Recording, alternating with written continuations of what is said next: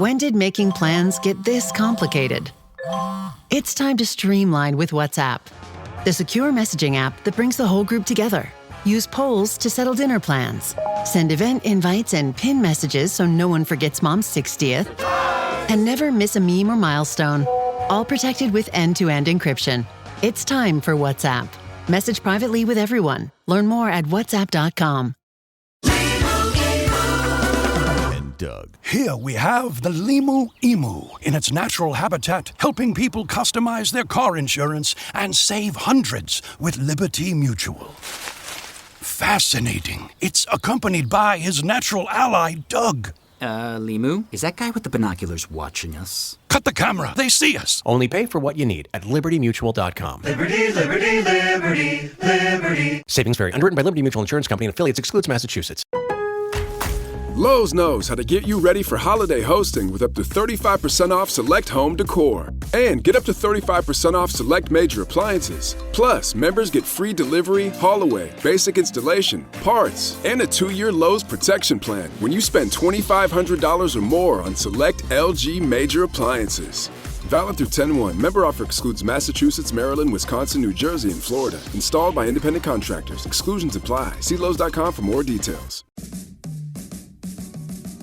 Welcome to the Big Suey, presented by DraftKings. Why are you listening to this show? The podcast that seems very similar to the other Dan Le Batard podcast. I'm sorry, I'm not going to apologize for that. In fact, the only difference seems to be this imaging. I have been tempted in restaurants just walking past tables to grab somebody's fries that if they're just there. That hasn't happened to you guys? I've done it. And now, here's the marching man to nowhere, Fat Face, and the habitual liar. This episode of the Dan Le Batard Show is presented by DraftKings. DraftKings, the crown is yours.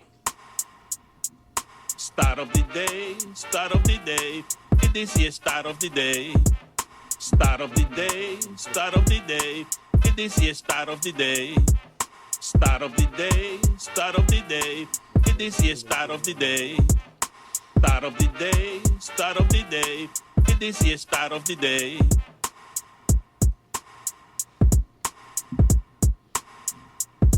The Ravens' point total this season is the most through 4 games of a season by any team with this many losses in NFL history.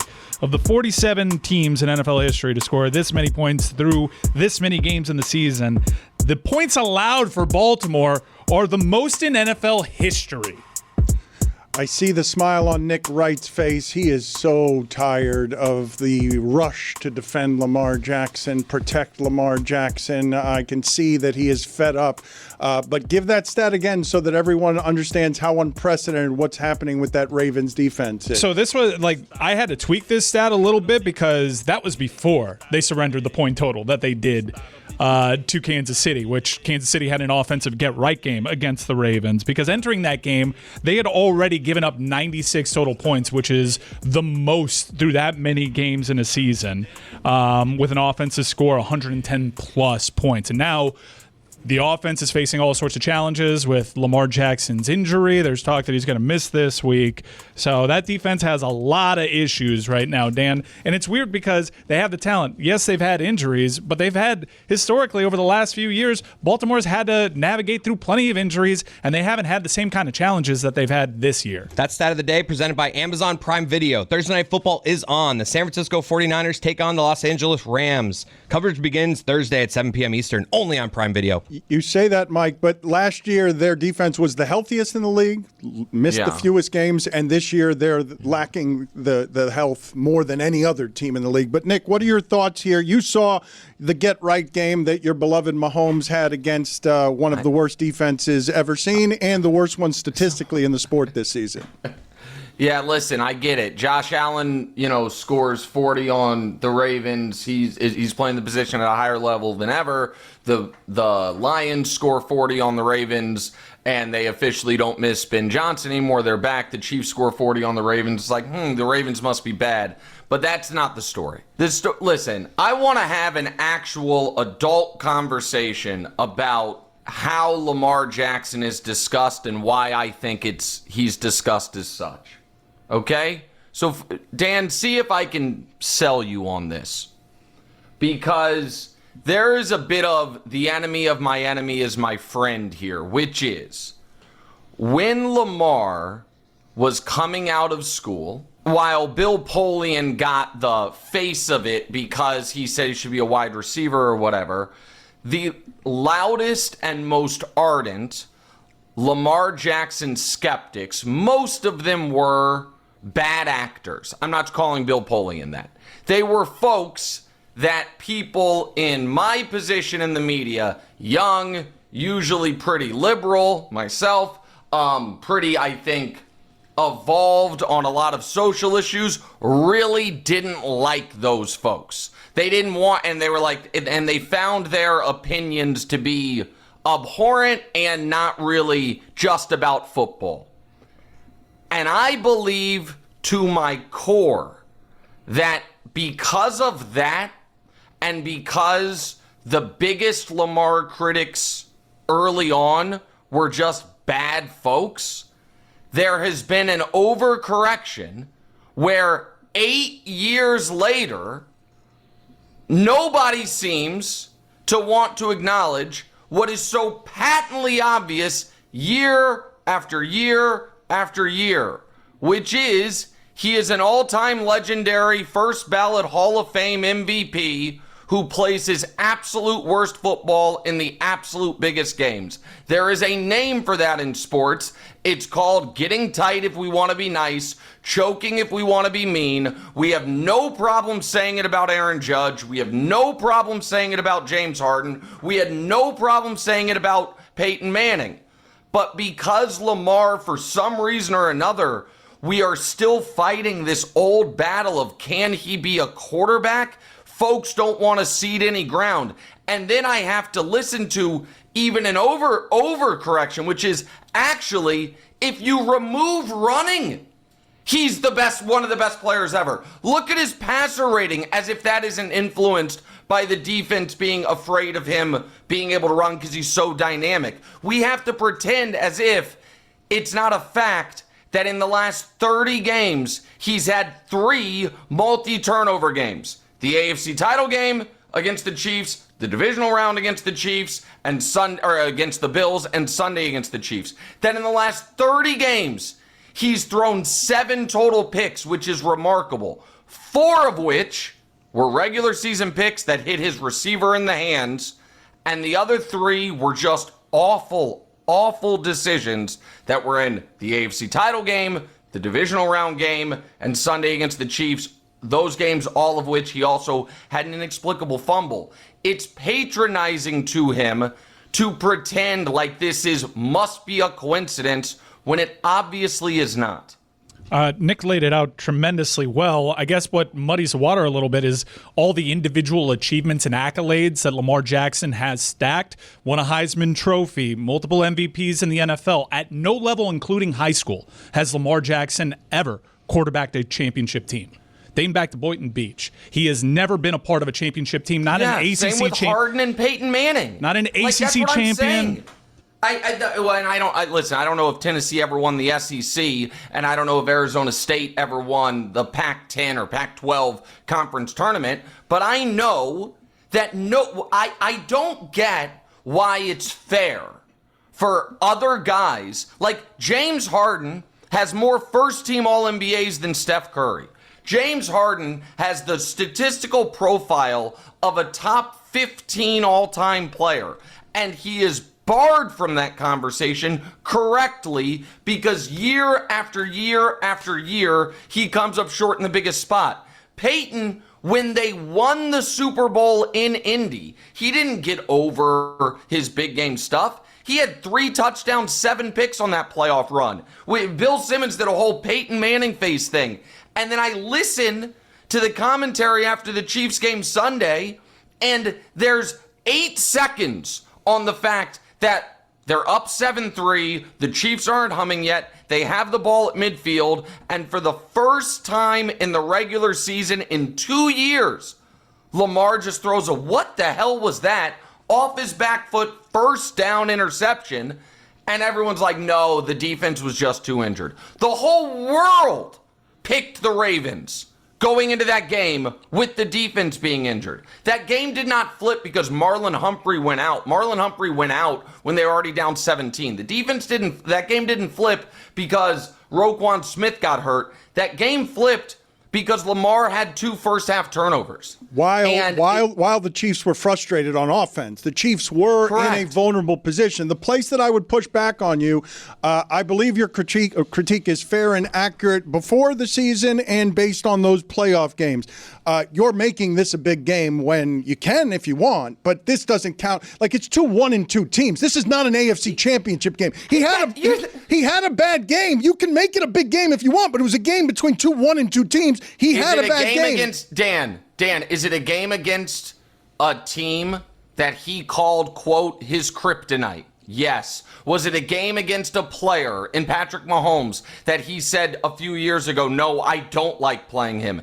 Is it a game against a team that he has now played 7 times, lost 6 to, and is it a game? Is he staring across the field? But Nick, you know that the Chiefs defend him differently than every team in the league. You know that they have a spotter and they have a way. They've got a solve on Lamar Jackson that no other team has. Their defense can stifle him, but you're just making an arbitrary game 4 of the season count as much as one of the playoff games because he had a bad game. No. Hold on. I'm not doing that. What I am saying is that when there's a big 3 quarterbacking in the NFL at this point. Patrick, Lamar, and Josh. Burrow's out because he's out. And when Lamar has consistently played, not every single game, but consistently played his worst ball against one of those other 2 guys, particularly against Patrick, we can't act like that's coincidental. Nick, it's not coincidental that the Chiefs have a solve for him. They put a spotter on him and they can slow him. Here's my answer to that. I don't buy that. I do not buy that. Are the Chiefs games not on film? Nobody else can watch what the Chiefs do? Everybody has tried for a decade to solve Lamar Jackson. And the way to solve Lamar Jackson is have Lamar feel like this is a huge spot. That's how and so we're not going to pretend like when Brady and one of the most famous Brady Manning games ever was a regular season game. But Nick, when Belichick went for the 4th down. You have him losing to Josh Allen in game 1. That wasn't his fault. No. I'm not putting that on him at all. But you're saying the games against Josh Allen and Patrick Mahomes, the last one he had against Josh Allen, he had him beat. Let me also provide some more stats because it's not just the Chiefs. He has 5 losses in the playoffs. Here are the Ravens' point totals in these games. In Lamar's playoff debut, they scored 17 points. They lost to the Chargers. 12 points against the Titans. 3 points against the Bills, 17 points against the Cincinnati Bengals, 10 points against the Kansas City Chiefs. When the opponent scores more than 20 points in the playoffs, Lamar Jackson does not win those games historically. Hold on. So I think we might be leaving the Bengals one. I think was Huntley playing, just to be fair, but I think we're also leaving one out. What is true is this: in 4 of his 5 years in the postseason, the single fewest points the Ravens scored all year was in their playoff game. They've played the Chiefs in the playoffs once. It's not that the Chiefs have a solve for him. I want to be very clear. I was not putting game 1 on Lamar, and I think game 1 of the season was a game he played really well in, and that was a game where the defense and Derrick Henry's fumble let him down. So to be clear, the bigger question I have is, why on earth am I and seemingly Shannon Sharp on an island on this? Why is it is such a patronizing protectionism? And I've got to deal with people I really like and respect. We joke, but I adore Mina Kimes as a human being and have massive respect for her football knowledge. Massive respect. I went on her pod this offseason and I referenced the Ravens playoff game, And she just said, like, matter-of-factly, Lamar was not bad in that game.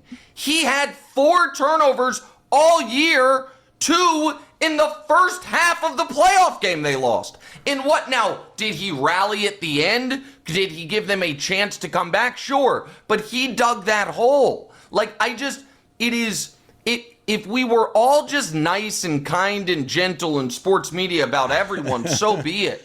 But that's not how it is. And so it feels to me like there is, and people also do this thing. They're like, well, all these Bills and Ravens are these all-time team stats, and Josh and Lamar are these all-time player stats, but haven't made a Super Bowl. That's actually a Patrick Mahomes compliment.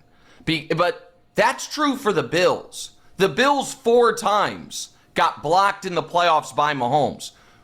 The Ravens, it's once. And to kind of add to the other point, Dan, a Week 4 regular season game against the defining player of the league when both of your teams are teetering on must-win adjacent territory and you have your worst regular season game in 2 years, I'm not going to call that a coincidence. I don't know about you guys, but I'm someone that's constantly adding stuff to different carts on random websites. Like there's a teal Marlins hat that's been calling to me for like 2.5 years that I'm constantly getting advertisements for. Is something eventually I'll purchase because I keep those things in the cart. Then I see it, that beautiful glowing purple shop pay button. Boom, checkout's done. I don't even have to get up and find my wallet. That, my friends, is Shopify magic. That little purple button means that the store is powered by Shopify, which doesn't just make it easy to buy, but ridiculously easy to start and run your own business, too. Whether you're a giant like Mattel or Gymshark or, just launching something weird from your garage, Shopify has your back. Let's be real, if we can run a show with this much chaos, you can run a business with Shopify. With hundreds of beautiful templates, tools for payments, inventory, analytics, marketing, it goes on, and it's all in one place. If you want to see less carts being abandoned, it's time for you to head over to Shopify. Sign up for your $1 per month trial and start selling today at shopify.com/Batard. Go to shopify.com/Batard. Shopify.com/Batard. Fall's here. Kids are back in school, vacations are over, and cozy season is officially on. And you know what that means? Bombas season is on. I've been rocking their socks, tees, and underwear lately, and honestly, it's next level comfort. Merino wool keeps you warm but not sweating. Supima cotton is soft but tough. And that classic rag wool, that's straight up fall vibes. And it's not just socks. Bombas Sherpa lined Sunday slippers are perfect for staying in. And the EVA Friday slides, perfect for running out, grabbing coffee, or whatever. And the best part, every item you buy, they donate one to someone experiencing homelessness. Over 150 million items donated so far. And with their happiness guarantee, if you're not loving it, they'll make it right. No risk, all reward. So yeah, treat yourself, feel good, and do something good while you're at it. Bombas has you covered this fall. Head over to bombas.com/Dan and use code DAN for 20% off your first purchase. That's BOMBAS.com/Dan. Code Dan at checkout. You ever try to name all your financial accounts and their balances, 401ks, investments, properties? I can barely remember what I had for lunch, let alone all that stuff. That's why I started using Monarch Money. It's an all-in-one finance tool that pulls everything together, your accounts, budgets, goals, into one clean dashboard on your phone or laptop. And let me tell you, it was a wake-up call. I found a 401k from some job I forgot existed, and it wasn't some small change. Ended up being a nice little chunk of change there for the boy. I realized that I had cash just sitting there, doing nothing in my investments. Not as smart as I thought it was. Monarch makes all that obvious and actually feels doable. No spreadsheets, no hopping between apps, just a real clear view of my money. You can even share with your partner or financial advisor. No more wait. Let's see how much we spent on that coffee or that takeout. Monarch puts everything on the table, literally. Don't let financial opportunities slip through the cracks. Use code Dan at monarchmoney.com in your browser for half off your first year. That's 50% off your first year at monarchmoney.com with code Dan. Dan Le Batard. This is the quickest it goes. Hey, this is the quickest it goes. Stugotz. Everybody, this is the quickest it goes. Yeah. This is the Dan Le Batard Show with the Stugotz.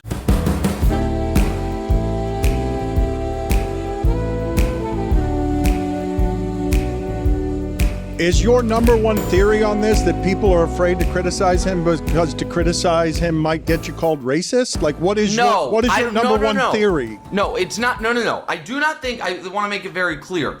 I think it's that all of the racists in sports media, or really, they're not even really in sports media, that dabble in sports were anti-Lamar. All of them were. And let me again be very clear on what I'm saying. Everyone who was anti-Lamar in the beginning was not racist, but all the racists were anti-Lamar. And because of that, the anti-racists, of which I consider myself one, and I think a lot of my young media colleagues consider themselves one, overcorrected. And now feel like I don't want to give an inch. It's that meme when the worst person in the world makes a good point. And you're like, no, I don't want at all for those folks to have any type of win, which I actually empathize with. And I might actually, if I wasn't felt so steady on my ground of like, okay, if folks want to call me an anti-black racist, like, you can go ahead and try, but I just think, I don't think that's going to play. So maybe I'm not, maybe I'm less anxious about it, that I can just call for what I see it, which is James Harden of the NFL. And that guy's going to be first ballot Hall of Famer, one of the most unique players ever. But why do we have to pretend it's bad luck? That's all I'm saying. Why do we have to pretend that it's surprising that happened? It wasn't. He's the host of FS1's First Things First. I suggest that you listen to What's Right with Nick Wright. He does that with his son. You can watch him on First Things First, weekdays at 3 p.m. on FS1. Did you think he quit? Because I don't think a lot of quarterbacks in that situation, people would leap to the conclusion that he quit at the end of the third quarter when he left the game. But a lot of people did jump to the conclusion thinking that Lamar Jackson quit at the end of that game. What I thought it was weird that he wasn't seemingly getting treatment, and then he had seemingly tied around his hamstring just a couple Gatorade towels. I thought that was weird. I also think that right after the game, Harbaugh was like, I don't know if he could have gone back in. Then the next day, he was like, he definitively couldn't have gone back in. And then yesterday, the Baltimore Sun, none of like the, national reporters, the Baltimore Sun's like, oh, he's out for Houston and it could be 2 to 3 weeks. I do not deny at all, or I do not doubt, I should say, that Lamar hurt his hamstring in that game. If you're asking my honest opinion of if it were tied, do I think he would have kept playing? Yeah, probably. Do I think, though, that would have been, like, that's totally reasonable? If it's like, I could play through this, but it might make it worse, but we're down 17, and also we're playing the Chiefs, so we lost as soon as we got off the bus. I probably should get healthy. I think that would be totally legitimate. Billy just said to me, classic Tony. Classic just quitting at the end when you realize you're going to Nick, I don't know if you know this. Yesterday, Tony decided for some reason to kick field goals on the show while giving a list no one cared about. He lost the ball beforehand because he claimed that he kicked it so well that he kicked it over the fence. No one saw it happen. Then the kicks that we did saw were 3 horrific kicks. And on the 4th one, he just decided not to participate anymore and pulled up, and he said that he pulled his hip and he couldn't kick anymore. Can I know we don't have a ton of time here, but can I tell a story where I was covered in shame? I've told it publicly once before. No, I can't? Yeah, go ahead. Oh, sorry, Billy. No, don't listen to him. Don't listen to him. Okay, I don't know. Billy's in charge. Would you fly on a plane with a captain that has a lisp? Just real quick before your story. Yeah, of course. That seems like the most offensive thing said on this show in 6 months. Would you prefer your pilot to be blind or deaf? I don't, you know what? I'm not comfortable answering any of these questions. What I will tell you is this. Anybody that, and then I'll tell the story about where I'm covered in shame. Anybody who I think has something, it's the Nick Wright on TV corollary. And don't you guys pull up the picture. I'm going to tell a funnier story.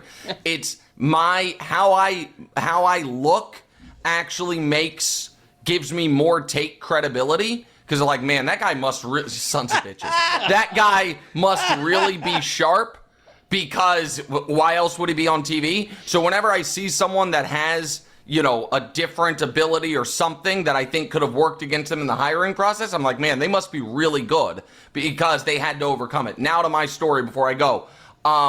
So people who are mad at me can at least take pleasure in this. State final, 4x800 relay, high school. I am the third leg of the team, and I think I'm running a great time, but then I see when I got the baton, we were in medal stand position, and 3 people passed me on the second lap. With 200 meters to go, I started running holding my back hamstring, which was not injured, because I needed an excuse as to why I was letting the team down. It's a good move. It really is. Do you have anything for Pablo on your way out? Your nemesis, Pablo. Again, he's the host of FS1's First Things First. What's Right with Nick Wright is a podcast I recommend to you. He does it with his son, and it is charming and smart and lovable. It is. Oh, charming and lovable. I appreciate that. That's how I hope all my media endeavors are described. Yes, all I have for Pablo is at this point, I'm rooting for him to be right, because I just want to see what at one point I was rooting for Cuban, but now I've kind of gone in the other direction, and the only thing I'm rooting for more than Pablo to be right is for Pablo's next big story to be something I actually care about.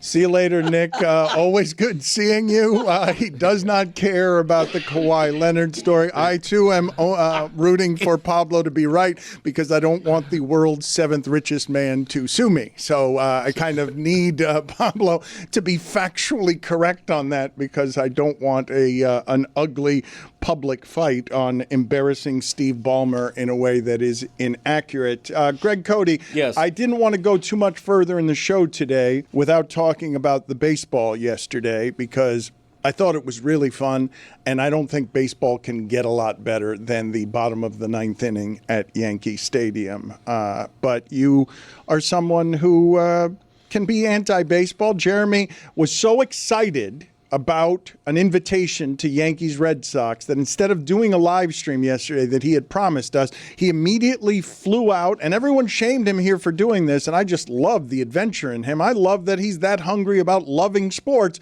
that the opportunity to watch a game at Yankee game at Yankee Stadium and see that bottom of the 9th inning is something that he bombed out of here and flew, hopefully a pilot that didn't have a lisp, flew straight to Yankee Stadium to watch that game. What did you think of the fun yesterday in baseball? Because all of the games were great, and I'm saying Dodgers-Reds were also great because I saw Shohei Ohtani take a 101-mile-an-hour pitch from Hunter Green, hit it 117 miles an hour out of the ballpark, and have it be his second most impressive home run of the night. Yeah, I'm glad they said 117 because I was guessing it went 120 miles an hour. So I really needed to know the specifics on that. I'm not a huge baseball fan. I am a Yankees Red Sox fan. Whenever they play, I'm tuned in. The Red Sox were my first love in baseball, probably in sports, back in the mid-'60s. And so I tuned into that game. I love the ending, obviously, because I'm a Red Sox fan, which means I hate the Yankees. But it's emblematic of what's wrong with baseball, okay? The pitcher for the Yankees, Max, pronounced Fried, is pitching a gem. He is shutting out the Red Sox, and the manager, pronounced Aaron Buffoon, takes him out after 6 1/3 inning, and the bullpen blows up, and the Red Sox win because of Aaron Boone's misplay. And that's baseball now. Okay, when I grew up, Gaylord Perry had like 35 complete games in a season. The complete game has died. Hell yeah. The leader in complete games now has like 3 because it's late in the season and they don't care. So they say, let's let McGillicuddy pitch the whole game. Bring back the complete game. Too much reliance on the bullpen, and that was I'm thrilled it happened yesterday because I wanted the Red Sox to win. What a great finish. But Aaron Boone blew that game because he was following what baseball has become. Greg, it's not beneath you to change like his last name from Boone to Buffoon.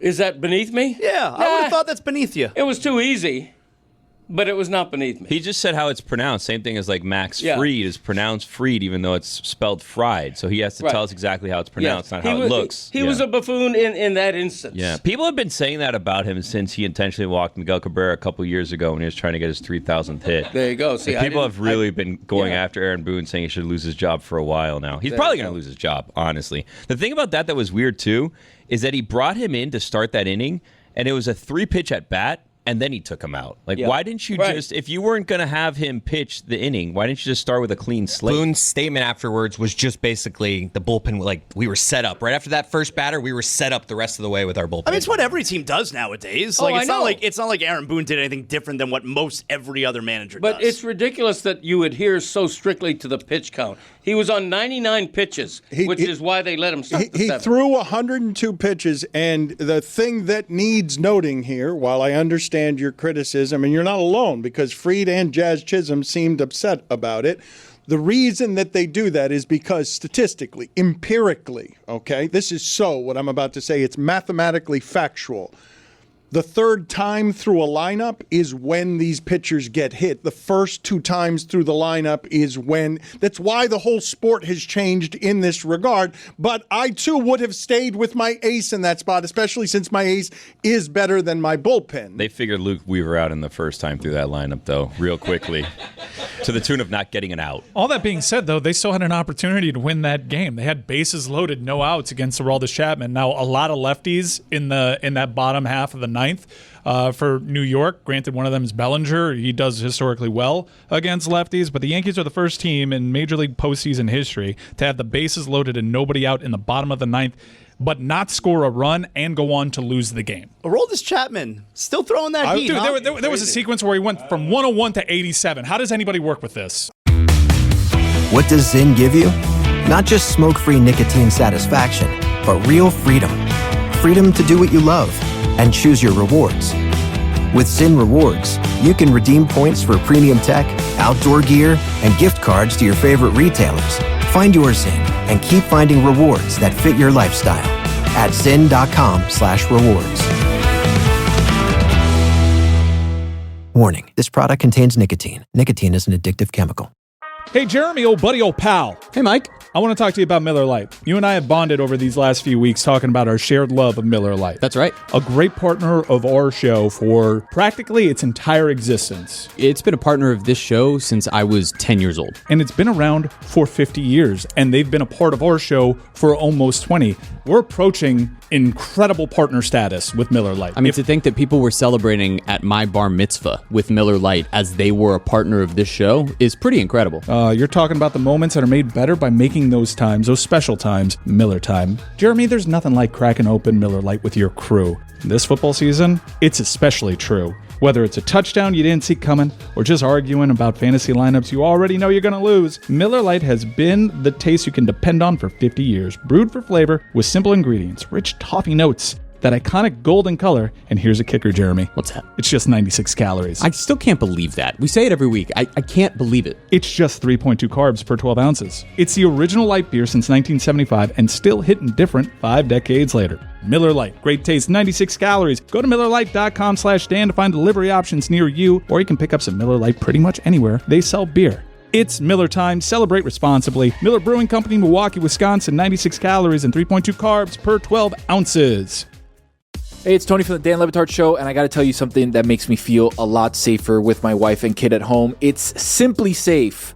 Most security systems only react after a break-in, and that's too late if you want me to be honest. Real security stops crime before it even starts. I just watched a video that was absolutely terrifying. An arsonist trying to light a family home on fire. And you know what? Simply Safe stopped it before anybody got hurt. Their AI-powered camera spotted the threat, alerted the monitoring agent, and the intruder got confronted while still outside the house. That's what I call real security. Pre-security, not post-security. I trust Simply Safe with my home, my family, and everything I care about. No hidden fees, no long-term contracts. And they've been named one of the best home security systems by US News for 5 years running. Right now, Le Batard Show listeners can get 50% off a Simply Safe system at simplysafe.com/DLB. That's simplysafe.com/DLB. Try it risk-free with their 60-day money-back guarantee and see why I trust them so much. There's no safe like Simply Safe.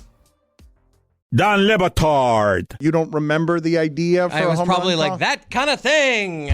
Something. Okay, no. The home run call was that kind of swing, that kind of thing. Stugotz. Oh, it's a good call. Thank you. And plus, it doesn't matter who's hitting it. Like, you're not tailoring it to a particular Correct. name. You know, all that jazz. You know, you don't got to do that. You just Right. Oh, that would be a great call. That kind of swing, that kind of thing. This is the Dan Le Batard Show with the Stugotz.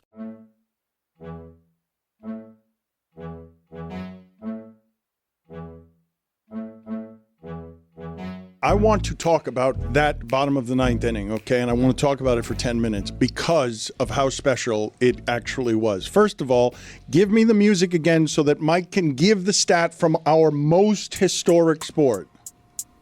Start of the day, start of the day. It is here, start of the day. Start of the day, start of the day. It is here, start of the day. Start of the day, start of the day. It is here, start of the day. Start of the day, start of the day. It is here, start of the day.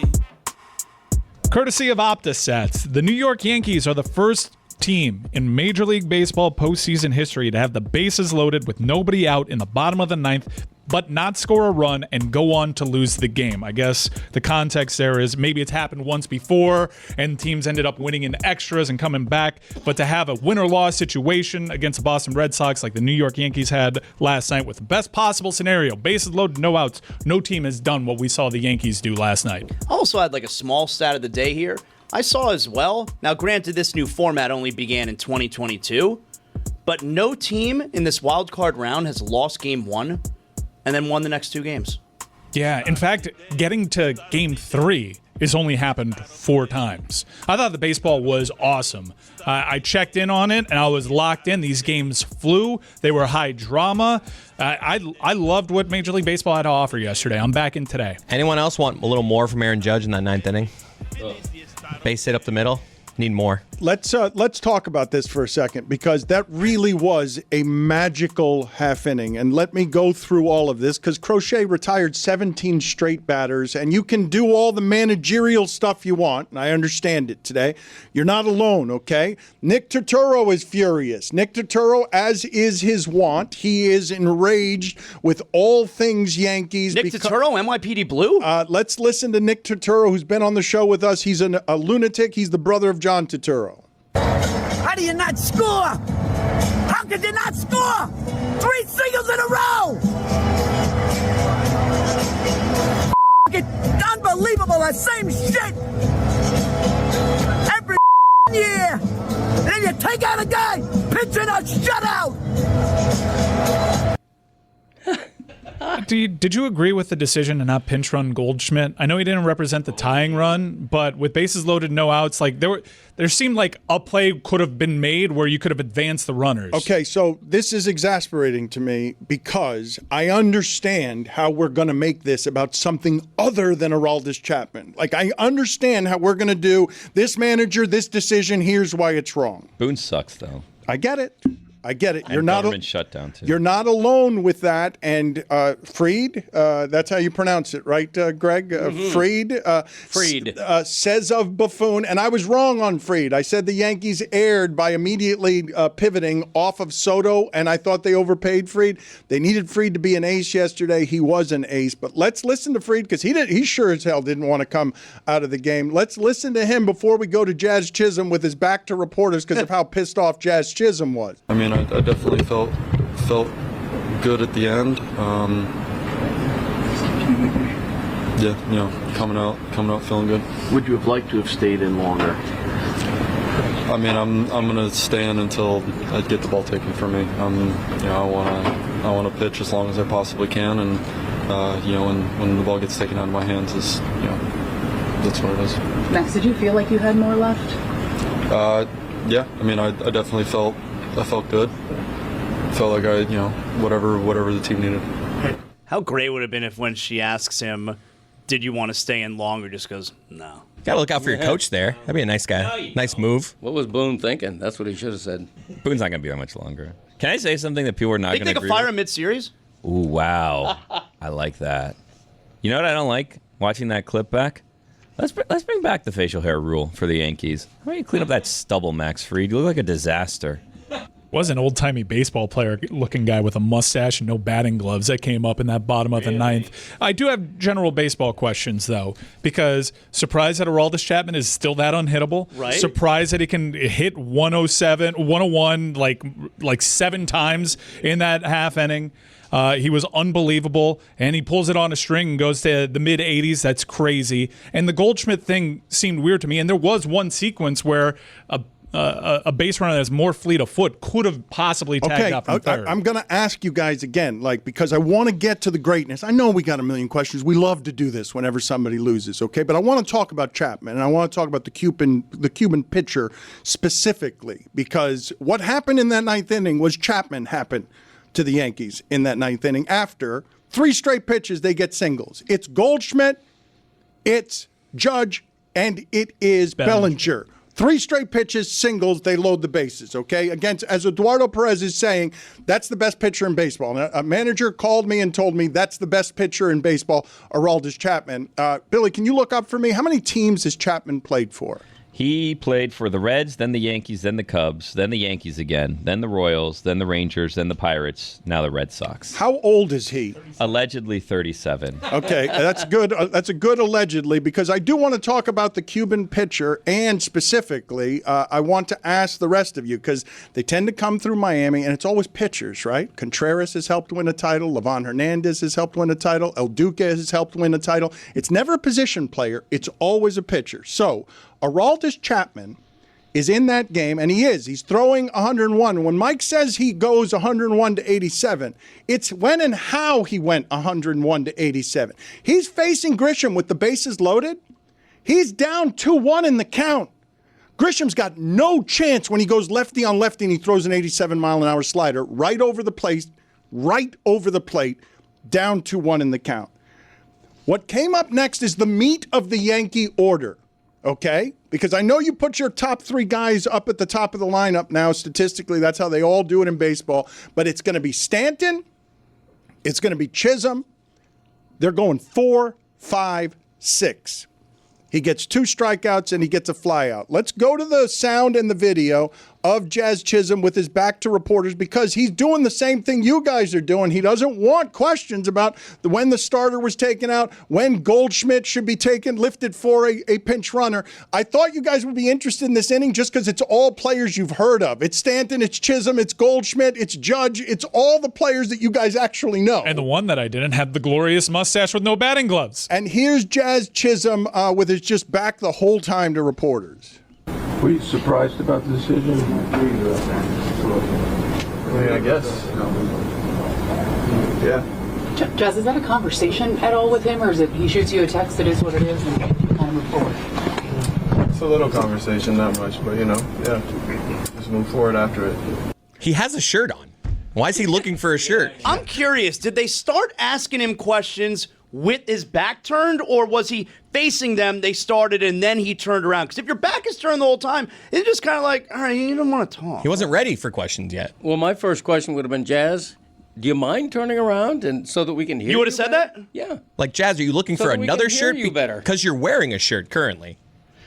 That would have been a great question that you're asking there.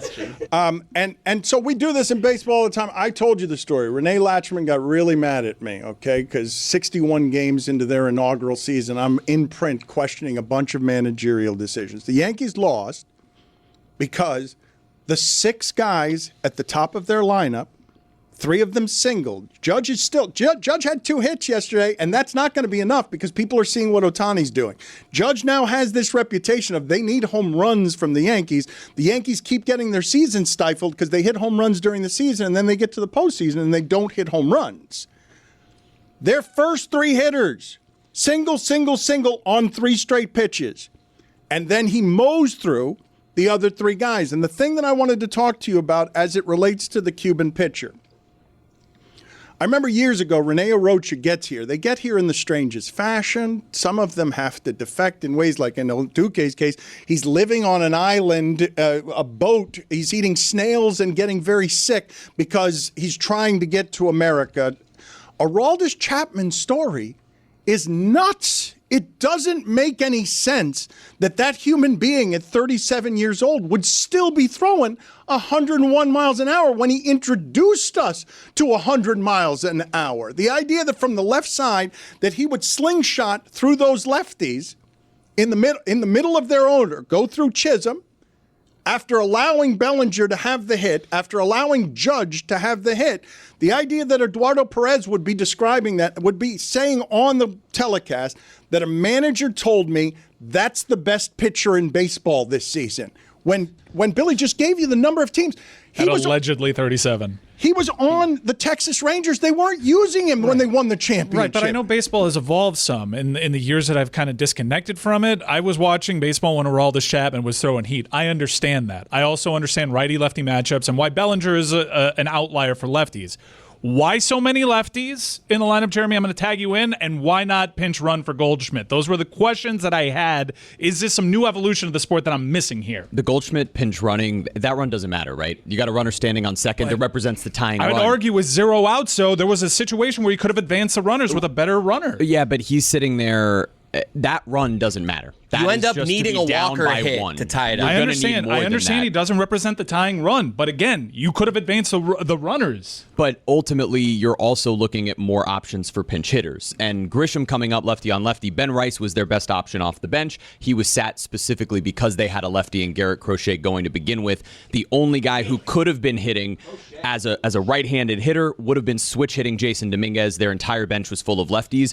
It's just an unfortunate circumstance for them where their plan was to deploy guys like Jazz and Ben Rice against right-handed relievers by hoping that you could get to some of those guys in high leverage innings in the 7th or 8th because they would take out Crochet by the 6th or 7th, similar to how Fried was taken out by the Yankees. The thing about Chapman, Dan, that we didn't mention before when we were saying the names is since 2022, it's a different team every single season. So 2023 he was on 2 teams. 2024 he was on a new team. 2025 he's on a new team. I was legitimately awed by what it is that he did yesterday, and I understand we do this all the time. He's also fallen off, by the way, in terms of he has the record for fastest pitch ever at 105.8 miles an hour. So at 101, they're like, this guy, a shell of himself. He's also had off the field stuff, which could explain why he's been around. Well, I was about to say, why has the quote best pitcher in baseball been traded so many times, had a journeyman career and been with 8, 9 teams? Why? There have been a lot of off-field issues like that. There's some ugliness there. But that rarely deters teams from signing someone that's talented enough, if we're going to be completely honest. That's the truth. I still am stunned, though, to see someone who's allegedly 37 years old still throwing 101 miles an hour. I can tell you for a fact he is 137 years old. And if you didn't know, the reason I'm dressed as Allen Iverson is because I'm doing my punishment, the AI, where I will be giving you only factually correct information from AI for the rest of this show, including the fact that the bucket is named after Charlie Bucket from Omar Dahl's book, Charlie and the Chocolate Factory. Billy, what did you ask Jeremy? Where he slept. The Doubletree Hill. Yeah, right. What does Zyn give you? Not just smoke-free nicotine satisfaction, but real freedom. Freedom to do what you love and choose your rewards. With Zyn Rewards, you can redeem points for premium tech, outdoor gear, and gift cards to your favorite retailers. Find your Zyn and keep finding rewards that fit your lifestyle at zyn.com/rewards. Warning, this product contains nicotine. Nicotine is an addictive chemical.